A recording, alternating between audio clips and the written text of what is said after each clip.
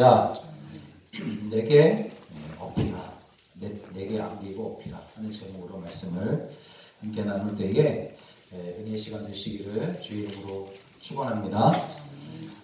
세상이 어지러울 때일수록 성령의 역사는 커질 뿐 아니라 동시에 성령의 역사가 커지면 커질수록 또 이 역사를 방해하는 악한 세력의 활동도 활발하게 움직이는 것을 우리가 보게 됩니다.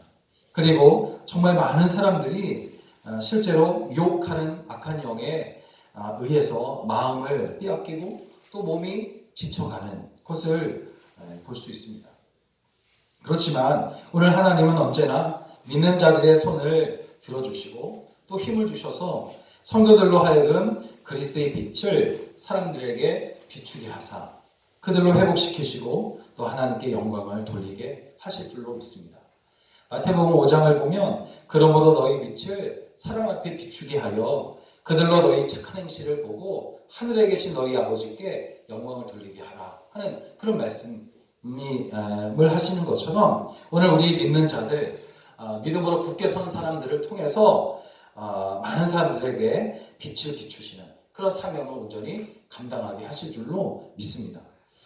본문을 보게 되면 이사야 선지자가 활동하던 시대를 소개하고 있는데 그때의 사람들은 하나님을 의지하지 않고 우상을 만들어서 그것에 의지하려다가 어떠한 일이 벌어졌는지 알려주고 있는 그런 내용들로 되어 있습니다. 이사야 46장 1절 2절 본문의 말씀을 보니까 이제 우상에 대한 이야기가 나오는데 이렇게 나옵니다. 벨은 엎드러졌고 느보는 구부러졌도다. 그들의 우상들은 짐승과 가축에게 실렸으니 너희가 떠매고 다니던 그것들이 피곤한 짐승의 무거운 짐이 되었도다. 그들은 구부러졌고 그들은 일제히 엎드러졌으므로 그 짐을 구하여 내지 못하고 자기들도 잡혀갔다. 그렇게 말합니다. 여기에서 벨은 바벨론의 우상이고 느보는 그 벨의 아들 격인 그런 우상입니다. 이스라엘 백성들은 이제 우상을 짐승과 가축이 끄는 수레에 싣고 다니고 그리고 또는 어깨에 메고 다니는 그런 일을 했단 말이죠. 그래서 그 우상들은 짐승과 사람에게 피곤하고 또 무거운 짐이 될 뿐이었습니다. 그러니까 1절과 2절 말씀은 이스라엘 백성들이 우상을 섬기다가 오히려 더욱 지치고 피곤해진 모습을 묘사하고 있는 그런 내용입니다. 여러분, 인간은 이사야 시대 때나 그리고 지금이나 조금만 어려운 일을 만나게 되면 어떤 모양이라도 모습의 우상을 만들어서 의지하려고 하는 그런 심리가 있는 것 같습니다. 이스라엘 역사를 보면 우상 숭배에 문제가 끊이지 않았고 그래서 그때마다 하나님께 혼쭐이 나는 것을 우리는 말씀을 통해서 많이 보게 되지 않습니까? 인간이 우상을 만드는 이유가 무엇일까를 생각해 봤어요. 많은 이유가 있겠지만 그 모든 이유들 밑바탕에는 인간의 탐욕이 있다라는 것을 깨닫게 됩니다. 자신의 욕망을 채우기 위해서 자신만의 어떤 욕망을 채우기 위해서 우상을 만들어 놓지만 꼭 그 우상에게 자신이 끌려다니게 되는 일이 벌어지게 되고 자기 인생의 짐을 덜어보기 위해서 그것을 만들어 놓았는데 나중에는 그 우상이 더 무거운 짐이 되어서 돌아오는 것을 또한 볼 수 있어요. 오늘 5절을 보니까 너희가 나를 누구에게 비기며 누구와 짝하며 누구와 비교하여 서로 같다 하겠느냐 했는데 하나님과 우상을 비교하지 말라는 것이죠. 하나님은 바벨론의 우상들과는 근본적으로 다르다라고 말씀하십니다. 이방신들은 생명이 없는 나무 조각에 불과해서 그 우상을 수레에 싣고 다니는 짐승들만 힘들게 할 뿐입니다. 오늘 6절 7절을 보니까 우상에 대해서 더 자세하게 표현하고 있는데 이렇게 말합니다. 사람들이 주머니에서 금을 쏟아내며 은을 저울에 달아 도금장에게 주고 그것으로 신을 만들게 하고 그것에게 엎드려 경배하며 그것을 들어 어깨에 메어다가 그의 처소에 두면 그것이 서 있고 거기에서 능히 움직이지 못하며 그에게 부르짖어도 능히 응답하지 못하며 고난에서 구하여 내지도 못한다. 사람들이 금이나 은을 달아서 도금장에게 주면 도금장이가 그것을 가지고 도금, 금과 은을 가지고 그 위에 이제 도금을 해서 그럴싸한 우상을 만듭니다. 그리고 거기에 절을 하는 거예요. 그 우상들을 어깨에 메고 자기 처소에 두게 되는데 그 우상은 당연히 가만히 서서 움직이지도 못하고 불러도 응답하지 못하고 고난에서도 건져내지 못한다. 그런 말씀입니다. 그것은 무기력하며 생명이 없는 우상일 뿐이다. 그런데도 여러분, 인간은 자기들이 만든 것에 절을 하려고 하고 나중에는 그것이 오히려 정말 무거운 짐이 된다는 사실을 잊은 채 그렇게 또 같은 일을 반복하고 있다는 것입니다. 오늘 우리도 신앙생활을 바르게 하지 않는다면 하나님을 섬긴다고 하면서도 우상을 만들어서 자기 마음에 혹은 자기 처소에 둘 때가 있단 말이에요. 얼마 지나지 않아서 그 우상이 내 인생을 더욱 괴롭게 하고 무겁게 만든다는 것을 모른 채 그렇게 하고 있는 것입니다. 출애굽기 32장을 보면 모세가 시내산에서 내려오는 것이 더디다, 내려옴이 더딤을 보고 아론이 금송아지 우상을 만들어서 이것이 바로 우리를 애굽에서 건져낸 하나님이다. 그렇게 우리가 생각하자, 삼자, 그렇게 선포했단 말이에요. 그러나 그것은 거짓신을 섬기는 것이죠. 거짓신을 만든 것이었습니다. 우리는 내가 믿는 하나님이 성경에서 말씀하신 그 하나님이신지를 항상 잘 생각해야 할 것입니다. 내가 원하는 만족을 주며 내가 믿고 싶은 신을 찾게 되면 그것은 분명 우상입니다. 이사야 43장 21절에서 하나님은 이 백성은 내가 나를 위하여 지었나니 나를 찬송하게 하려 함이라. 우리는 하나님께서 자신을 위해서 지으신 피조물인 줄로 믿습니다.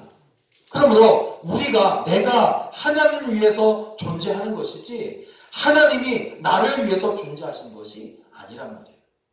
우리가 하나님을 위해 존재할 때에 우리 인생이 거룩하신 하나님 때문에 가치가 있는 겁니다. 존재하는 진정한 의미를 우리가 비로소 발견할 수 있게 되고 복된 삶을 살 수가 있게 되는 것입니다. 이러하신 하나님께서 이제 3절을 보니까 이렇게 말씀하십니다. 야곱의 집이여 이스라엘 집에 남은 모든 자여 내게 들을지어다. 배에서 태어남으로부터 내게 안겼고 태에서 남으로부터 내게 업힌 너희요. 하나님은 이스라엘을 업었고 이스라엘은 하나님께 안겼다, 그런 말이에요. 이것은 바로 이스라엘 백성이 바벨론의 포로로 잡혀가서 그 우상들을 섬길 때의 모습과 대조되는 그런 모습입니다. 백성은 우상을 어깨에 메고 지고 다니느라 힘이 듭니다. 우상이 백성에게 힘이 되었어요. 그러나 하나님은 지친 백성을 어떻게 하십니까? 업으신단 말이에요. 사람들은 우상을 만들어서 우상을 짊어지고 다니고 끌고 다니고 그래서 힘든데 오늘 본문의 말씀을 보니까 하나님은 그렇지 않은 거예요. 하나님은 오히려 지친 백성을, 지친 우리를 친히 업으시는 겁니다. 하나님은 우리의 짐을 대신 져 주시는 분이십니다. 여러분, 참된 신앙을 가질수록 우리에게 부어지는 복은 그래서 자유함이고 가벼움이에요.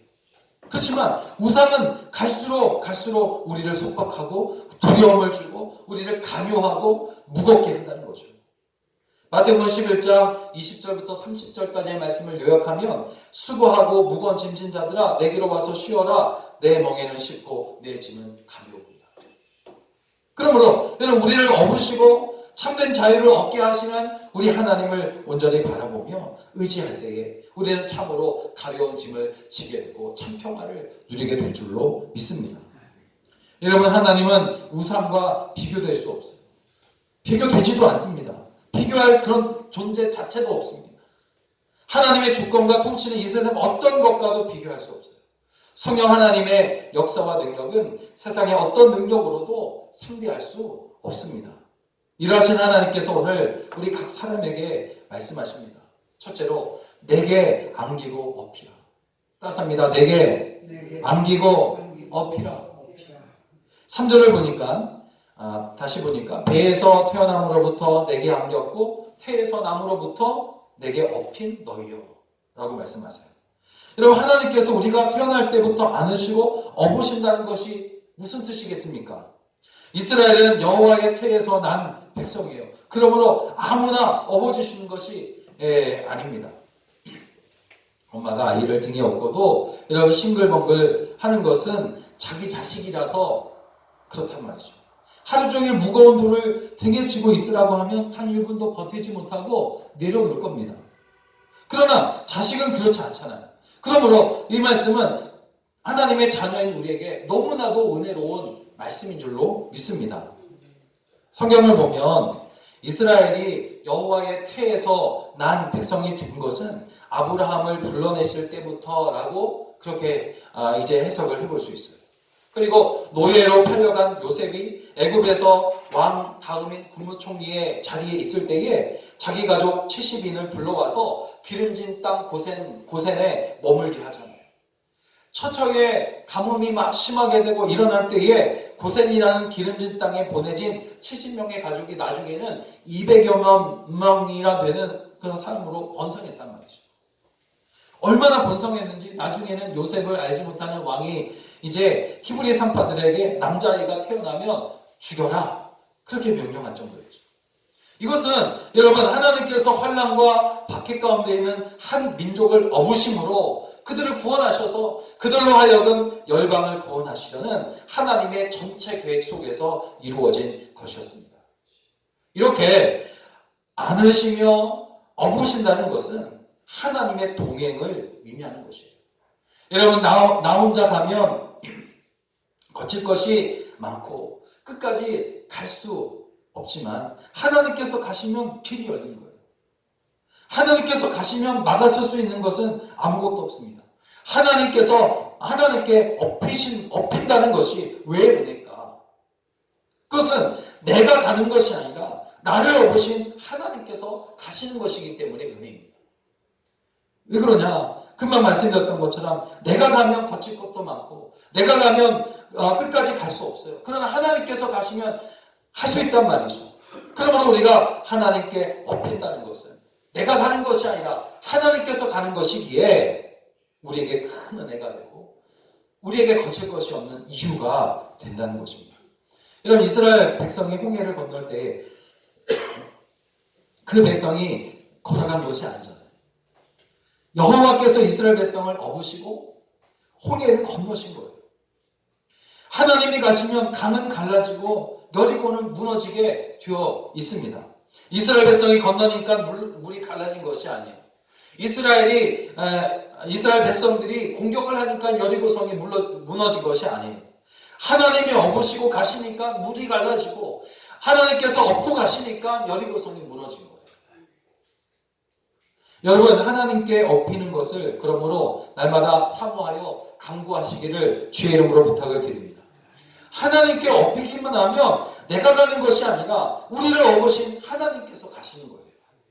업혀가면서 힘을 줄 필요도 없어요. 무거울 것 같다고 다리 한쪽 들 필요도 없습니다. 신앙생활은 그래서 어떤 것이냐? 바로 하나님께 업혀 사는 것이 바로 신앙생활인 줄로 믿습니다. 하나님께서 책임지심을 믿고 사는 생활이 신앙생활이에요. 내가 낳은 자식이기 때문에 내가 안고 업고 품고 데리고 가는 것처럼 하나님께서 나를 안고 업고 품고 데리고 가심을 믿으며 사는 것, 그것이 바로 신앙생활인 줄로 믿습니다.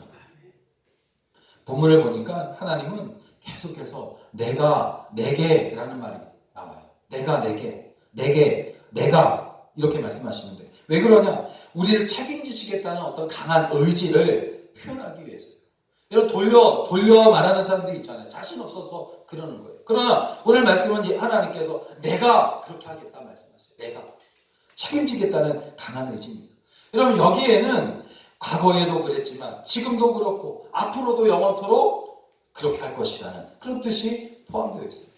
내가 전에도 너희를 사랑했는데 지금도 그리고 앞으로도 영원토록 너를 사랑하겠다. 너를 책임져 주겠다. 내가 끝까지 너와 함께하겠다. 우리를 향하신 이러한 사랑의 표현, 또 영원토록 책임지시겠다는 이 표현이 오늘 우리를 안으시고 업으시겠다는 이런 말씀인 줄로 믿습니다.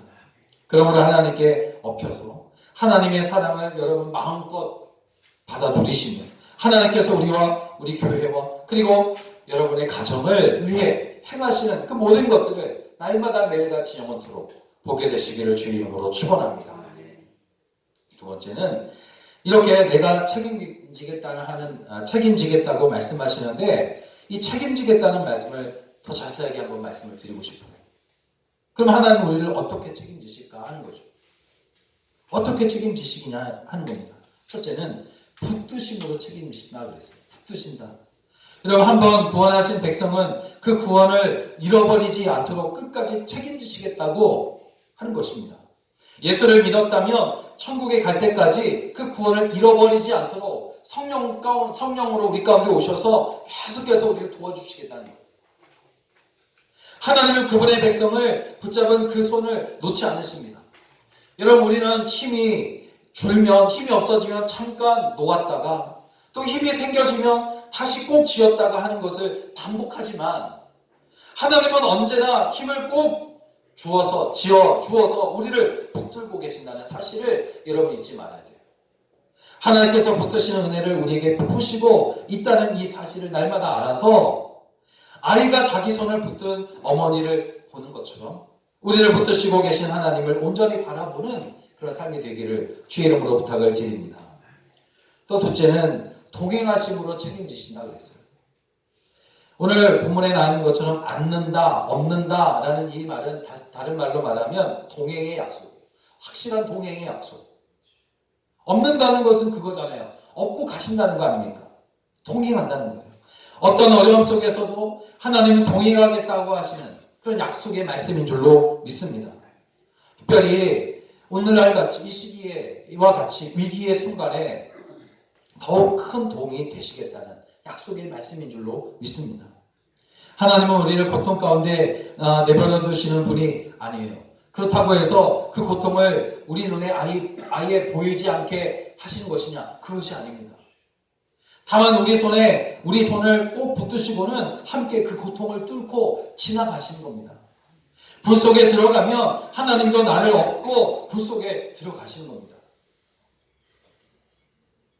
그래서 안고 얻는다는 이 표현은 어떠한 경우에라도 어떤 어려움 속에서라도 하나님께서 놓지 않으신다는 그런 뜻이에요.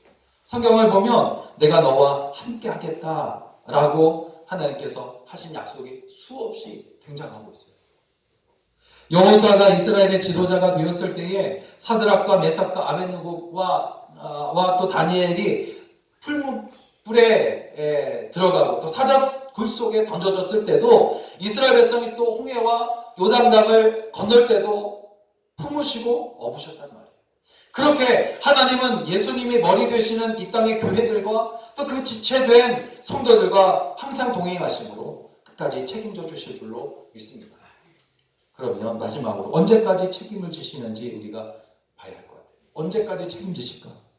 4절을 보면 이렇게 나옵니다. 너희가 노년에 이르기까지 내가 그리하겠고 백발이 되기까지 내가 너희를 품을 것이라. 내가 지었은즉 내가 업을 것이요 내가 품고 구하여 내리라. 여러분 하나님의 사랑은 끝이 없는 사랑인 줄로 믿습니다. 하나님의 사랑은 한때 뜨겁게 타오르다가 금방 꺼져버리는 불붙은 성냥개비 같은 열정을 말하는 것이 결코 아닙니다. 진짜 사랑은 끝까지 책임지는 사랑이에요. 그래서 이 책임지는 사랑은 인내가 필요해요. 인내의 전문가가 되시는 분이 바로 우리 하나님이신 줄로 믿습니다. 하나님의 사랑은 처음부터 끝까지 변함이 없어요.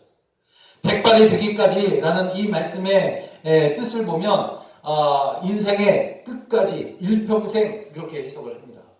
그러니까 내 평생의 선하심과 인자하심이 반드시 나를 따르리니 내가 여호와의 집에 영원히 거하리로다 한 다윗의 고백과 같은 말이에요. 어떤 이들은 어느 정도 삶이 안정되면 하나님을 잠시 잊어버리게 되고 나이가 들어 경험도 많이 쌓였으니 이제는 하나님을 의지하지 않아도 된다라는 그런 생각을 하기도 한다 그래요. 그런데 여러분 오늘 본문은 나이와 직업과 신분과 상황과 형편과 환경과는 전혀 상관없이 오늘 우리 인간은 언제나 하나님의 도우심과 동행이 있어야만 살아갈 수 있는 존재임을 강력하게 증거하고 있습니다. 오늘 우리 인생의 어느 때라도 하나님의 도우심이 필요 없는 순간은 없단 말이에요. 우리는 매 순간마다 하나님의 도우심이 절대적으로 필요합니다. 우리는 하나님 앞에서 어린아이와 같이 연약한 자입니다. 상한 갈대와 같은 존재이고 꺼져가는 등불과 같은 존재입니다. 때문에 히브리서 4장 16절에 보니까 그러므로 우리는 긍휼하심을 받고 때를 따라 돕는 은혜를 얻기 위하여 은혜의 보좌 앞에 담대히 나아갈 것입니다. 했습니다. 여러분, 우리에게는 이렇게 때를 따라 돕는 은혜가 필요합니다. 하나님의 은혜가 아니면 우리는 그야말로 천길만길 낭떠러지로 떨어질 수밖에 없는 그런 존재이기 때문이에요. 그러므로 언제나 우리는 겸손하게 우리 주님께 엎여야 합니다. 그렇게 하는 것이 복된 인생으로 가는 길이에요. 가장 지혜로운 삶의 비결은 하나님께 엎이는 삶인 줄로 믿습니다. 시편 55편 22절에 내 짐을 여호와께 맡기라 그가 너를 붙드시고 의인의 요동함을 영원히 허락하지 아니하시리로다. 베드로전서 5장 7절에 너희 염려를 다 주께 맡기라 이는 그가 너희를 돌보시니라. 사랑하는 여러분, 오늘 5절을 보니까 너희가 나를 누구에게 비기며 누구와 짝하며 누구와 비교하여 서로 같아하겠느냐. 창조주이신 하나님, 우리 아버지와 견줄 수 있는 것이 무엇이 있겠느냐? 그런 것이에요. 이 세상에서 성공하는 것, 권세를 얻는 것, 부자가 되는 것들과 하나님을 비교할 수 있겠느냐 하는 말씀입니다. 하나님은 나를 어떤 것과 비교할 수 있겠느냐 하시면서 그런 것들은 인생의 짐만 될 뿐이라고 말씀하십니다. 너를 생각하게 해줄 것처럼 속삭이지만 속는 것이라고 말씀하세요. 여러분, 그런 것들은 행복하게 해주는 것이 아니고 오히려 내 인생을 괴롭게 하고 무겁게 할 뿐이라는 말씀입니다. 오늘 여러분, 하나님은 우리를 업으셨습니다. 이 사실을 여러분 믿으시기 바랍니다. 그럼 우리가 할 수 있는 일은 우리를 업으신 하나님께 우리의 몸과 마음을 다 맡기고 의지하는 것입니다.